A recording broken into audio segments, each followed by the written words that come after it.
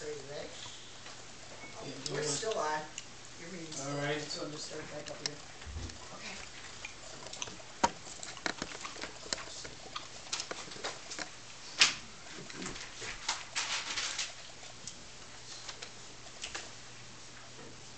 Okay. Okay, we're going to go right down the agenda. We're not going to be long. The letter to the law department regarding new businesses is Mr. Riley here. Right here, and you got the letter. Yep. All right. Mr. Riley, you come up here for a second if you want to. What do you want? I just want to thank you for the letter. Okay. And the letter be a part of the record. And it spoke to the questions that I asked in reference to 3 businesses in East Cleveland. I won't read it, but I'll just read a section of it. It's for dated December 5th, 2014. It's from the law director, Director of Law, Ronald K. Riley. And basically, having stated the above, I now address the issues of compliance. Privé, or the place right at Strathmore and Euclid next to Family Dollar, Restaurant and Lounge, 15107 Euclid Avenue, was granted an occupancy permit on October 23rd, 2013, and food service approval was obtained on December 6, 2013. My question, and I don't know if that's the You might note that the food service is only through the county. Through the county, right? It's not a local function. So they come out and... We have contracted with them for years to handle any health matters, including food service. Spicey. Okay, and so they did that with... Am I pronouncing this Privé? Is that the name of the place? Yes. Okay. And you'll note the date. Right, December 6, 2013. Yes. All right, the other one, Director Riley, is Express Gas, which just opened up recently. Yes. And they were granted an occupancy permit. Is that the $100 thing that most businesses have in East Cleveland? Yes. Okay, and was renewed December 3rd, 2014, and the food service approval was obtained November 7th, 2014, which was last month, past month. All right. On a convenient food mart at 14660, that's the old shrimp boat? No, that's the... What is that? That's the hotel location that you were... Oh, okay, okay. They're in the process of internal construction. Okay. It's not completed. When it's completed, then they'll make the necessary applications for occupancy as well as food service. Now, I saw Mr. Bombalis. Is he gone? Yep. And I tried to fix that door. I don't know why I keep locking. Trixie, you know what? Yeah. Somebody's hitting it on their way out. Are you coming in? It's open? Yes. Oh, okay. Okay. Is Mr. Bombalis here? I want to have some questions about the inspections. All right. Is anyone here going to answer questions about inspections? Okay. I've spoken with him, so what? So what does he do? Like, it's a motel now, and now they finna open up this little convenient thing. What is the process? Give me a scenario. What happens when he's the only one that's certified to do this right now in the city of Cleveland? East Cleveland, is that correct? He would be the only one anyway. I mean, there might be an auxiliary inspector, but he would be the one to give the final approval. So he would go through, look at all of what appear to be violations. In this instance, because reconstruction is taking place, he would look at that as well. He would compare it to any requirements of the code, both the local code as well as the national code. And once he has made his determination as to there being no violations of either code, then he in turn would give them permission to go ahead and request the occupancy permit. Okay, and he's been doing this for a while, and he's a professional. Once he does this, is there something in writing that comes to the city for perusal? Absolutely, absolutely. Okay. But again, as indicated in the earlier paragraph, council has nothing to do with any of this unless there is an appeal Mhm. because of a denial by him. Does council have the You right have- to have access to? You have access to the reports, Reports. obviously, as any citizen would have access. Okay. Any So citizen what's has the access. process of No, they don't. getting the reports? You just simply request it. From whom? Building department.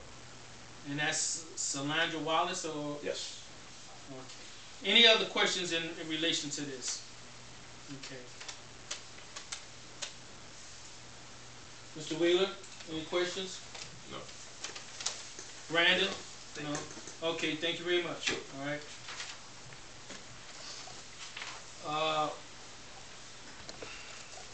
Anna Marie Smith? Maria. Anna Maria Smith. I always call you Marie, don't I? Yes. Anna Maria, why don't you come on up for a second? This is the interesting here.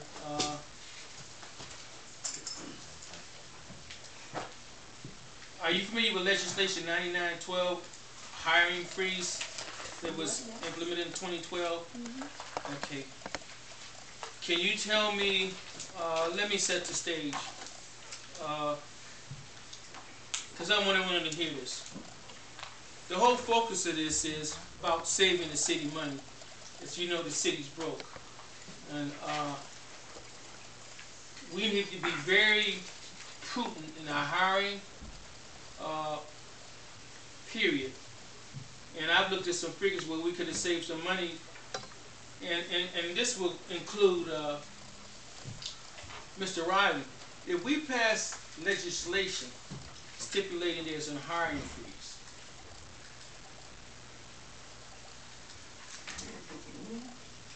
it's my understanding that no one can be hired unless the administration and the councils agree. And I don't think this council would disagree if it was germane to what we need to do. Well, come on, I see you shaking your head, Mr. Riley. Come up and explain. Maybe I'm wrong. Maybe we're wrong. My understanding is we put a hiring freeze in and no one's to be hired, and people are being hired and it doesn't come to the council. What's the purpose of putting in the legislation? Council is at liberty to legislate anything that it chooses. Okay. You chose to legislate 9912, hiring, quote, hiring freeze. One, when it was originally voted on, I was around at the time.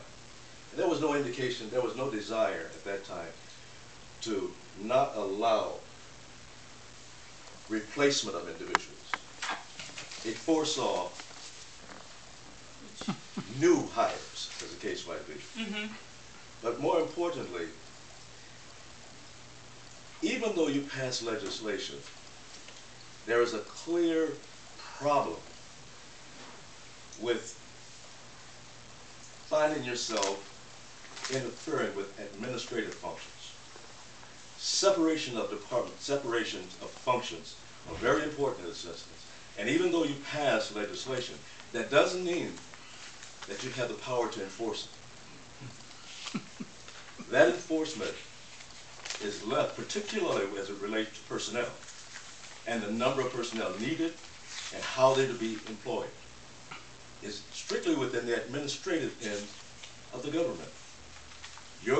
According to even the last audit report clearly indicates that the city of East Cleveland has chosen a very strong mayoral government.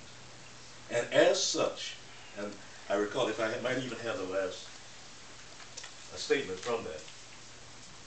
In the city council section of the performance audit, it says in the very last line, ECC, East Cleveland Council, has no administrative authority in city operations except for the approval of certain appointments made by the mayor. And that's within the performance audit for the city. What I'm saying to you is that you're at liberty to legislate whatever you choose. But the implementation of that, if it in fact interferes with the administration, or the administering of the city, it becomes a problem of separation.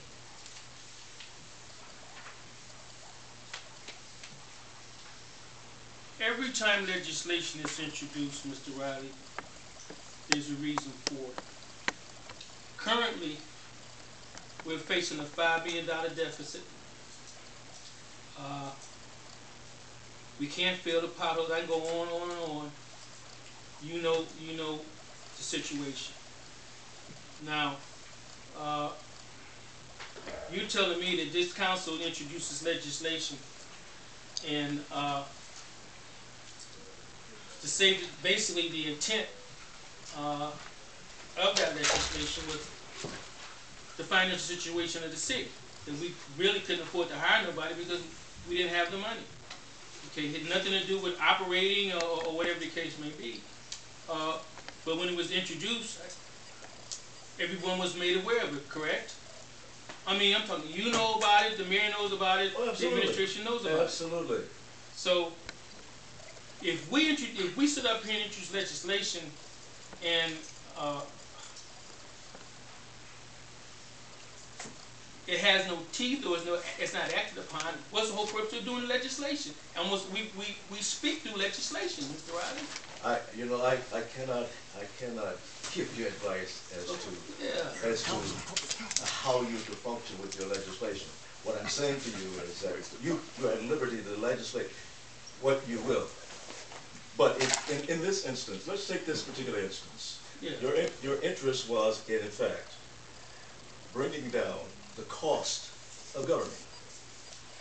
Then, if you're passing the legislation, realizing that it imposes upon the administration of the city as such, then the wisdom, I would think, would be to discuss the legislation with administration so that it is implemented in the way that you desire.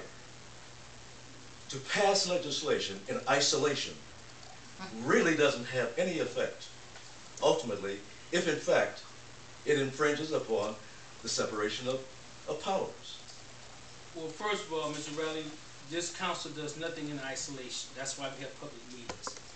Okay. And that's why you are the law director. Okay. But you also know that... Let me finish. Okay. Let me finish. In this conversation we having now, maybe we should have had this when the legislation was I agree with you introduced. wholeheartedly. Okay. Wholeheartedly. Yeah. All right. But you also know that in 2012, that council was not listening to me at all. Period.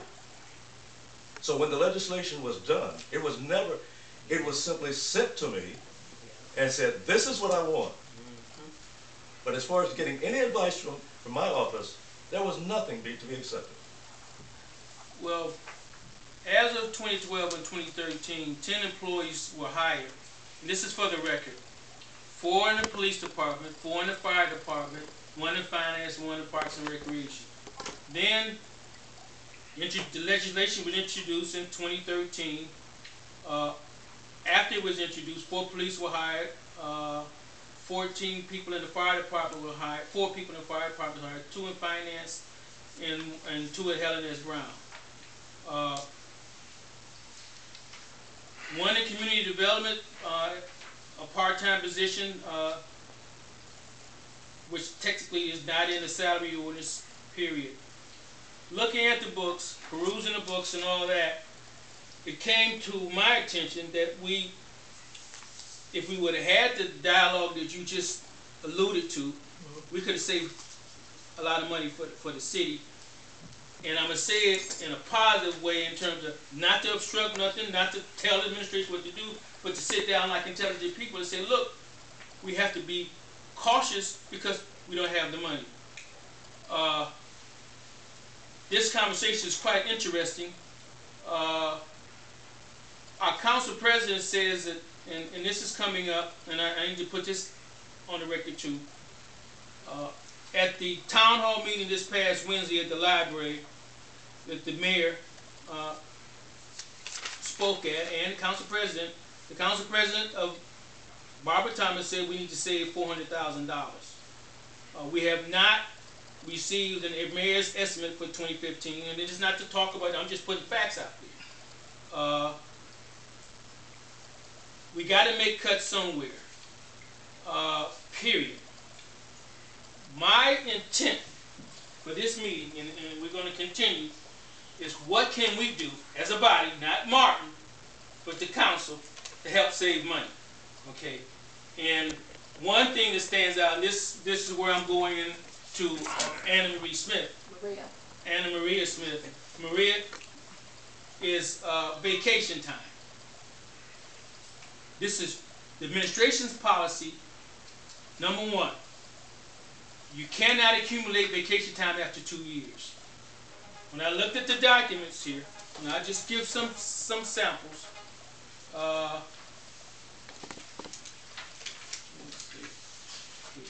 Or you saying you can't carry over? You can't carry over after 2 what years. It's in the employee manual, and take a look at it, Okay. Law Director, please. We have at this point, let me find it. Yeah. Some people with 430, and I'm not going to mention names. Some people with 433 hours of vacation time. You only allow 2 weeks of vacation during the year. Some people, and this is cost savings now, I'm talking about what we can save, with almost $1,000 of vacation time. Some people with over $1,000 worth of vacation time. And I'm going down the list, and for to be prudent, I'm not going to mention names, and I'm going down the list because I've looked at this very thoroughly. Now my question is this: if our manual states that you can't carry vacation time over 2 years, and we need to save that money, I think we have a couple of options here, Mr. Riley. And one is they start taking their vacation time, and we stay on top of it so that it doesn't get to these numbers, period. Because these numbers are disturbing due to the fact that you and I agree we don't have the money. There are 2 reasons. Okay, go ahead. I want you to stand up and stay for the record so we can There are get you 2 on reasons we tape. haven't discussed. Okay. One, there are contracts, particularly as to the fire department, police department, that are not accounted for. Secondly, many of these people have been with the city for a number of years, in which they were grandfathered in with those numbers that you're talking about now. So the limitation that is in the handbook, which has not been approved by any means, as a matter of fact. So are you saying the handbook is no good? Since I it didn't say hasn't. that. I didn't say that. Okay, well, come I on. didn't, don't put that in my mouth. I'm saying to you, it has not, if this is one thing, if you wanted to be a part of, if you want council to be a part of, council never approved the handbook. So the handbook is being used as an administrative tool, and as such, it is changed, it is improved, changed reasonably and frequently enough. As a matter of fact, Mrs. Smith has been working on a new handbook ever since she's been here, as a matter of fact. So those things that you see there may or may not even pertain at the moment. I don't know. It's left to her to say. Well, let's hear what she has to say. You can come up now. But keep those 2 in mind: the contracts and the grandfathering in. Okay. I'd like to address multiple things that you spoke on, Mr. Martin. All right. Well, come on up. I'm not going back to you. Come on up. All right. I'm here. As far as new hires after September 18th, I show a total of 22. However, Okay. since September 18th, 2012, I also saw that we've separated 63 people. So there's no comparison to people being replaced at the same volume in which they have vacated the city. Of the 22 that were hired, 9 were rehires, and some of that was due to seasonal positions that we have. I'm sure the residents want their leaves picked up. I'm Well, sure hold it the for a second. residents. Let me ask you this, and I don't want you to miss your flow. If they rehired, do they go through the process of filling out and like when they? They're absolutely. Right? Absolutely. Okay. Continue. So there are various things that take place there.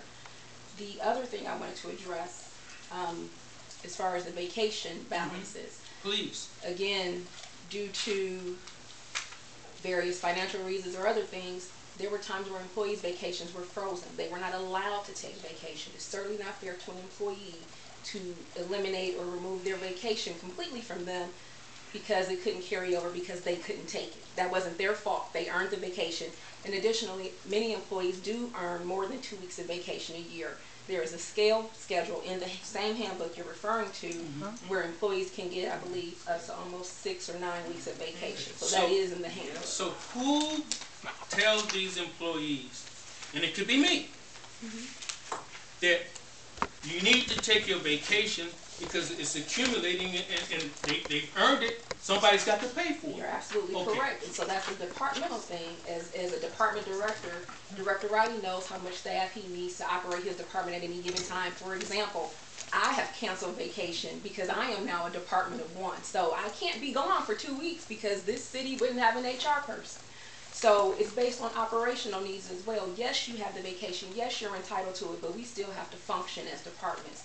And so department heads do have a responsibility of managing how those vacation hours were to be used. And those high numbers that you're referring to probably primarily are police and fire, which do not follow the employee handbook. They follow their own collective bargaining agreements. So what if, as the human resource person, knowing what our financial situation, and you've lost an employee in your office, correct? What do we do? I mean, practically, not to point your fingers at anybody, what do we do when I see these kind of numbers that just jumps out at me in vacation time and we don't have any money? If these people retire, for an example, Ralph Spots retired, right? He did. Okay, and he had a lot of vacation time coming here. So if these people were retired in the next months to come, we have to pay them, right? You are absolutely correct. So it's a balancing act. You have to be aware of why those numbers exist, why they are the way they are, and it's a very fine line between running your departments and letting people take vacation. The other option is, what do? Shut down City Hall? I mean, you have to look at both. You can't look at one in a bubble and say just address this particular problem. You have to look at everything and how it impacts everything. So employees have earned it, and yes, they're entitled to it. So what do we do? So what do we do with the employees that have earned it, whether they're fire, police, or whatever, all the departments have it? What do we do in reference to the policy that stipulates that after 2 years you're supposed to use it, and I don't want anyone to lose their vacation time? Can we do something now where people start taking their vacation time to have a whole bunch of it right now? That's my question to you. I can't answer for each department. I can't tell Director Riley to make 3 of his people go on vacation for 4 or 5 weeks to burn off time. Because it's an operational thing. There should I have be instructed a way to do it where they can't take it for 4 or 5 weeks, but the fact that we are aware of that now and know that we can't pay them, there's got to be an system that can be implemented where they can get it in, even if it costs over the next year or so. But in the meantime, they're still accumulating vacation time. Are they not? They're entitled to it. They're still working. They're still employees. I have instructed department heads to let their people take vacation. I told people to go on vacation, but again, these departments have to run. As I just told you, we've lost 63 people since 2012. Departments are very scarce. So if you're looking at police and fire, if we not just police and fire. I understand it's not just police and fire, but when you specifically read off those numbers, I know those numbers are reflective of our police and fire departments because I gave you the data that you have to be concerned with what the safety factors will be for the city if those people were allowed to take that much vacation at one time. So maybe it's not for this particular meeting, and I understand what you're trying to get to, but you can't just unless you want to do vacation payouts and let them start paying off some of their vacation, start paying them out for their vacation, because there's no way some of those people will ever be able to take 1,000 hours in 1 year. A full-time employee only works 2,080 hours a year. I discussed the options of, you used the term balancing, right? Something's got to give where something takes place. We're a month away from 2015. Where they start taking some of this vacation time, and the department heads, I would think, the responsibility to balance it out where they start taking it. And that has been taking place, Council. Okay, it has? It has. People are going on vacation. They do have large balances. 1,000 hours is 6 months. So they do have the time. But again, we still have to run our departments. And then the last thing I wanted to speak on as far as the employee handbook, I am not still working on it. The handbook I worked on was completed and forwarded to couple of different departments for review. So it's not as if it's still being worked on, but whatever the case may be with that is what it will be. We are still operating under that handbook from 2005. So I just wanted to speak on that. Any questions in reference to that? Anybody on up here? Okay, here's my next question to you. What's the status of this healthcare situation? What situation? In terms of employees get healthcare, right? Some And of them, yes. we entered with Commerce Group, whatever the case may be. They were brought out by Health Smart, so it's Health Smart, yes. Okay, what's the status?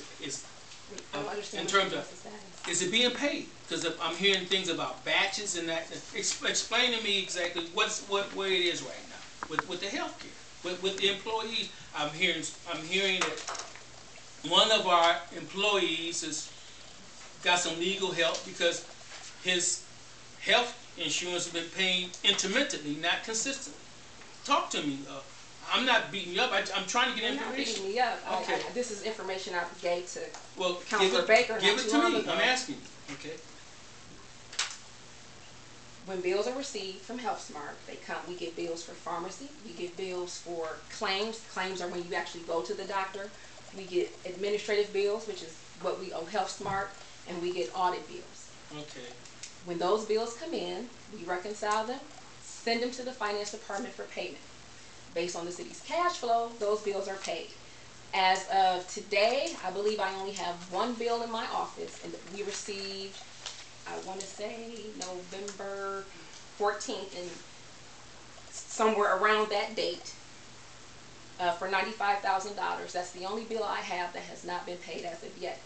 Employees, and that's bills, claims that have come to me.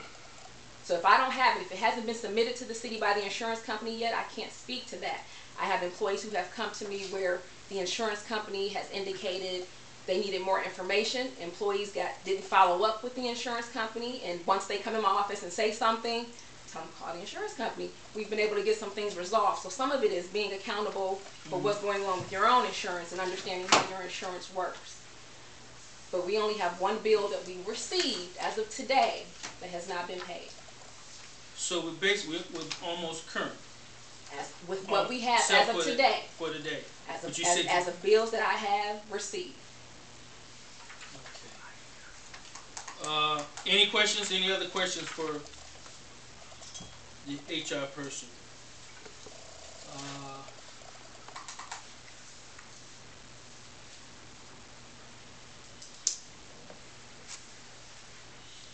Do we have any separation pays we have to? That's a good question.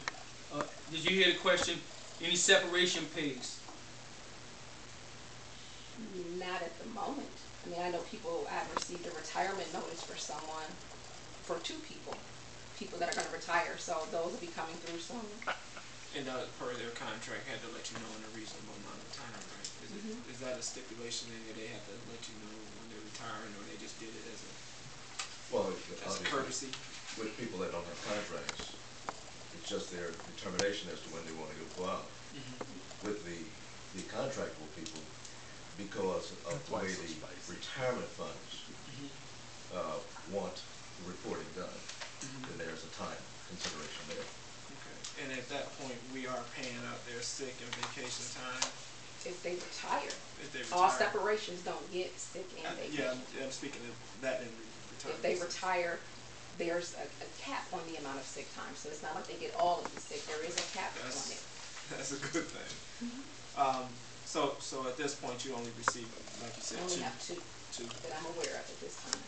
People are not required to give notice. There's nothing that's going to happen to them if they don't. It just slows up things with them and the retirement board, which has nothing to do with me. But typically, what is professional and proper is a 2-week minimum notice. All right, and we don't have any litigation as far as wrongful termination amongst our Yeah, a couple of grievances. Are they in process, or where are they? We just received them. Just a letter to you? Just received them in the last week or two. Okay, thank you. Have we negotiated with our unions? I mean, we got about 3 or 4 unions with the city. We have 7. 7. What's the And status of that? negotiations for all of them have been completed except for one. It's simply because I believe that particular union only has 2 members, none of which are full-time, and their union representative resigned, so we haven't received who their new rep is as of yet. And in some instances, we're in separate stages of completion. We have finished negotiation, but in some instances, we've gone into fact finding, we've gone to conciliation. There have been many steps in that involved. Understood. Well, let me ask you this. We have a salary ordinance. And the salary ordinance does a range. Let's say, for instance, let's say the human resource person has a range of 40,000 to 60,000, something like that. You can't exceed that range. What happens in situations where the range is exceeded? You understand my question? I do understand, and Okay. no documents have been submitted to me since I've been here where that range has been exceeded.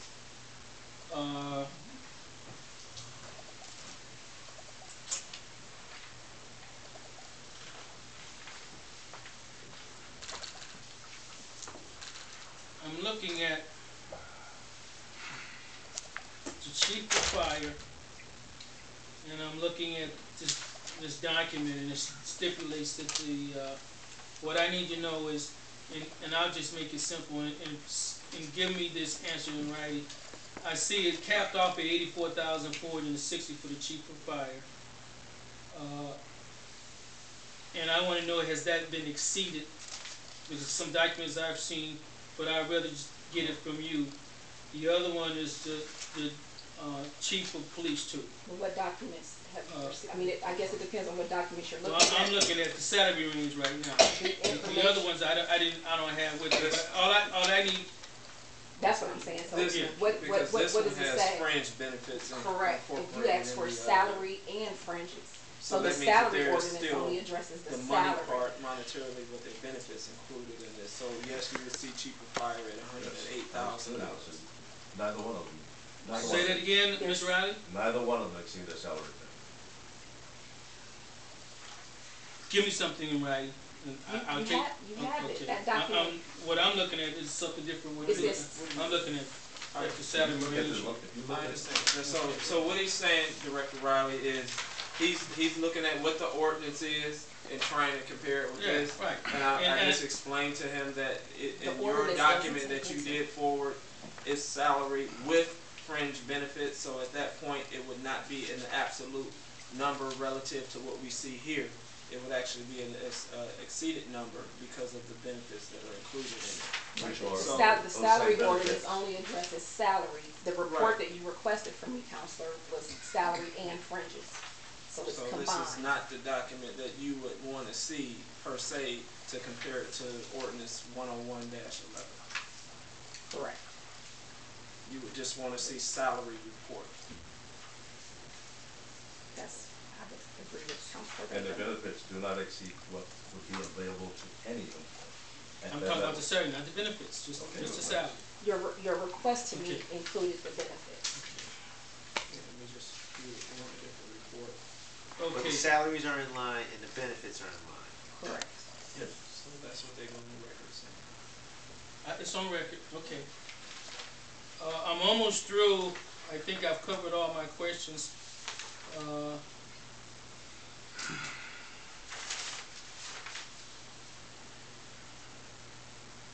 Are we still hiring people? No. We haven't hired anyone in the last few months. Not Answer since the you, question. not since you asked me for that information, no. And when was that? I don't remember the date I asked Early you. November. If I might interject here, you're using the term hiring. In reasonable parlance. What did you say, Mr. Riley? Would you please stand up, please? Sure. Thank you. We can Using hear the you. term hiring. Yeah. New hires or whatever terminology you would like to You use. said new hires. Right, That's new very hires. distinct. That's very distinct from replacements.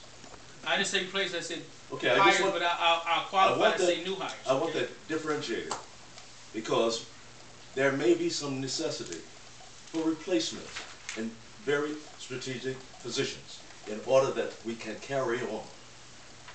I would agree with the law director only in that sense, but in the same right, there was a statement from me, because I think this legislation of hiring freeze was enacted before I joined council. I did state upon my inception that we should always notify council of an exit that needed, you know, a replacement. As a courtesy, As a courtesy. yes, but the requirement does not exist. There is no requirement that. It does not, and only in the sense of the EAF being newly, you know, written out, as far as, you know, a person that never worked for the city. You know, in this case, the replacement component, that is, I thought that fell under, that fell under somewhere under a new hire, you know, new hire packet. Is I it? mean, they all get they have to reapply and do, I mean, they have to do everything over unless they're being recalled from a layoff, but that's still considered a hire coming back into the city. Right, but I think what we're trying to get to the point of is that if we, let's just say, for instance, you're one person in the department. Right. You exit for, let's say, maternity leave. Don't play. I'm not playing. Let's say you exit for maternity leave and we have to hire a temporary person to come in and fill her spot. That's considered, what, are you considering that a replacement? That's a replacement to me. Okay, that's what I'm And temporarily, but it's a replacement. okay. So, So if she the issue- disconnected from the city altogether, in her position, again, we have to have somebody in If HR.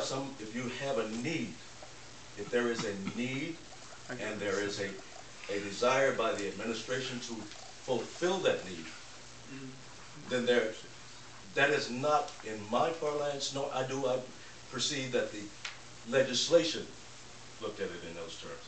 Legislation focused on new hires. And I think Or- maybe there should be a distinction between Well, new hires there's- and new positions. Yeah, Because there's been no new positions. Any Right, hiring there's no that's new taken position. place has been filling positions that have been vacated. And in Right. most instances, they haven't been replaced. So it being blandly stated here that, you know, council desires to impose a hiring freeze on the city of East Cleveland for police, fire, finance, parks and rec, community development, housing, Ellen Brown, human resources.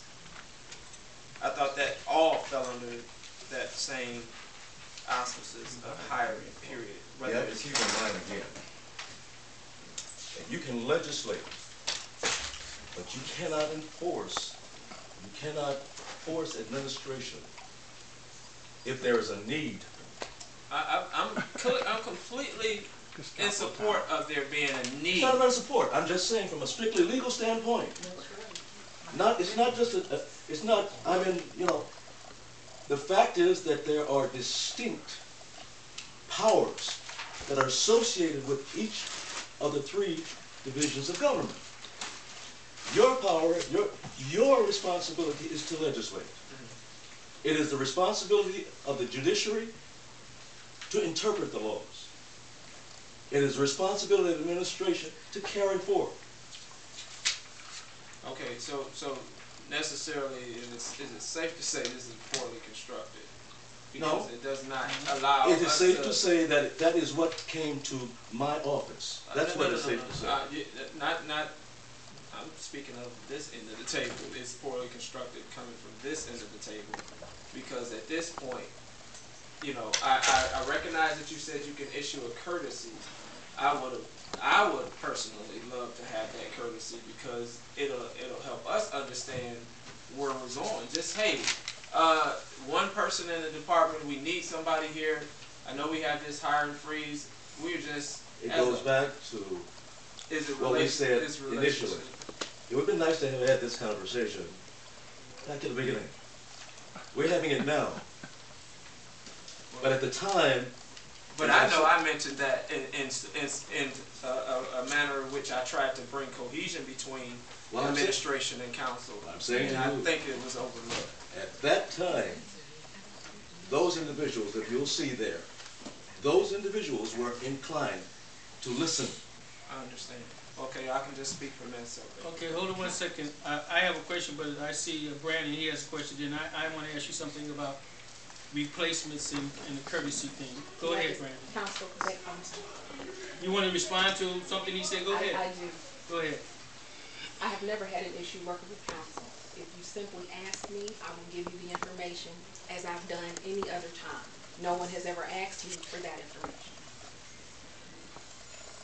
Okay, Brandon. Thank you. Mr. Law Director, Yes. I've been on council for about a year. Legislation 9912. Right.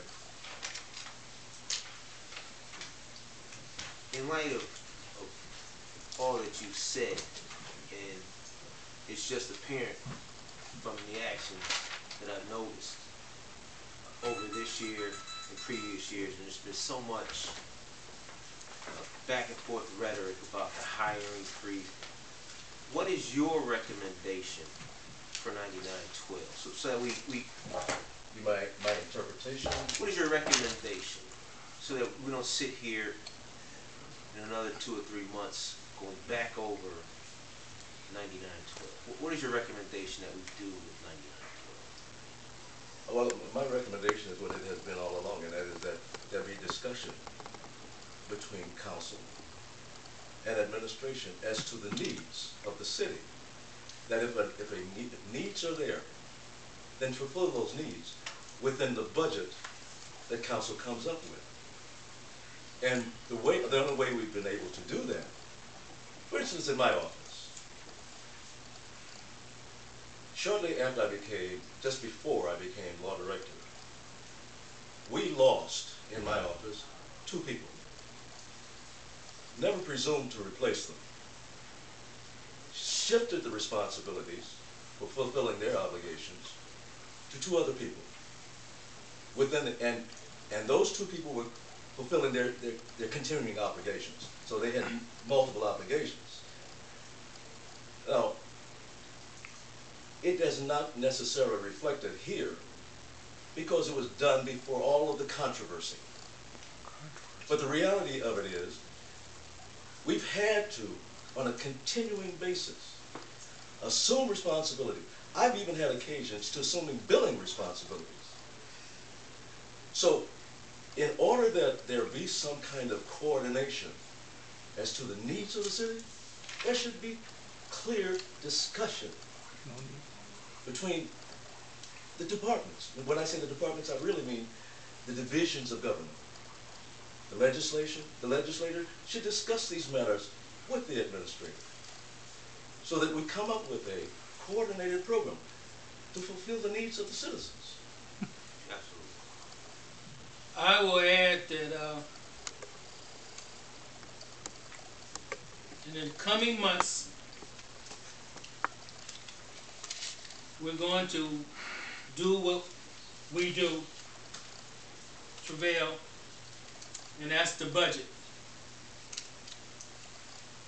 Right now, it's estimated that we need to cut $400,000 out of the budget. Now, how are we going to do that and give the people adequate services, I don't know. Usually, at this time of the year, legally, if it's fair for me to use that terminology, we're supposed to have our estimate. But now we're under the fiscal commission, is a whole different situation. My focus this evening was, how can we save money? I was hoping maybe we could save.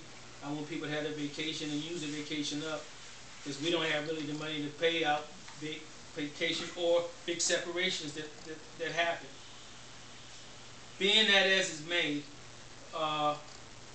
we will be sitting down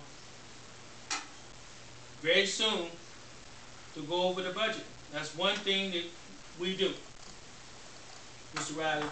We give any mayor, whether it's Gary Norton or Eric Brewer, Saratha Goggins, Emmanuel Anwar, we give them a budget. Okay. We do that. And then it's up to that particular mayor to administer the budget and try to stay within the budget. And with us, with the state fiscal commission being in here, I think we'll do better than we have in succeeding years. Hopefully. Okay.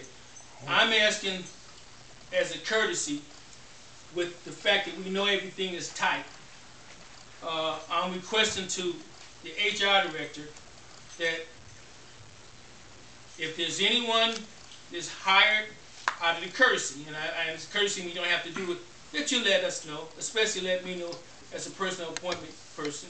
And if there's terminations, I hear about terminations all the time. As one guy, I think he was in your service department, I won't mention his name, but I want to put it on the spot. I hear he's going and all like that, and you don't have to tell me why, period. But that's one less person, that type of thing. Right now, with this new council, if you want to call it that, we will be sitting down to iron the budget, and then it'll go through the fiscal commission. And where we're going to make the cuts, I don't know. Everyone, and I have seen the letter from David Yost, and we have some challenges now that we've never had. I'm trepidatious and concerned about this winter. Winter hasn't really started yet. Actually, we had one snow. On a positive note, I'm pleased with RTA fixing the bad bumps over there by there, where you get on the bus right down the street, etc. I know that this council has approved the purchase of two.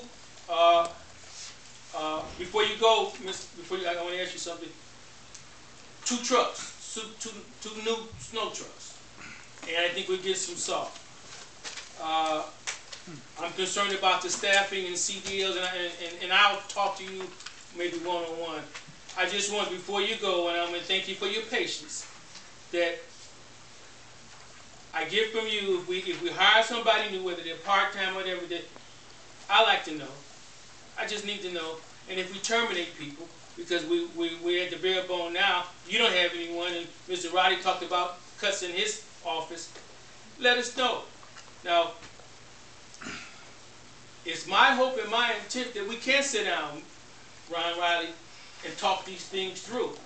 The finger could be pointed both ways. We know that. But right now, we got a city of 17,000 people. Most of them pay their taxes, and they're dependent on us to provide at least services to get them through the winter and the other things. And I was encouraged by the presentation from the K students of some suggestions on how may we be able to get some revenue in here, some things we need to implement. Okay? So, with me, it's not personal, it's a business. This is a business, this is a corporation. At this point, 11 million corporation. It won't be that in the next couple of months. But we have to be very frugal and very cautious about that. I want to thank you for your patience, and please share that information with me. And if I have, you've always had a good relationship. We've always had a good relationship. Whenever I ask you for something, you provide it. Okay. But I looked at these things and they jumped out at me, especially vacation time, and I said, maybe we can save here somewhere. You know, I do feel that we should encourage, I'll use that term, they take their vacation over the next 2 or 3 years, whatever way. I don't have anything to do, but I'm encouraging that because they're entitled to it. And they're going to get it. You don't always get your sick time, but you get your vacation time. Okay? Okay, so before I adjourn this meeting, anyone up here has anything to say? I think I've covered everything. All right. I just want to thank the directors for coming, and definitely encourage your staff to keep on, fighting the good fight, because I know they have to be discouraged at this point, seeing our financial downturn. So, well, you stay encouraged. And you know something too, and maybe this is a positive. This council, as a body, has made some great sacrifices over the last few years. No expense account. Okay. Our Xerox machine is not working. Our cell phones are not working. I can provide documentation to you over the last 5 or 6 years. We've saved the city by staying within our budget over $500,000. Okay, that's true. That's the fact. I have the documentation. So, are we making the sacrifices, Tom Wheeler? Are we making the sacrifice, Brandon King? Absolutely. We are. We are. But So we all got to help. we all got. We're all in this together. So keep us in prayer, and thank you. This meeting's adjourned. What about comments from the public? No, it's not on the agenda. Okay. Thank you. Big shot. You can comment now.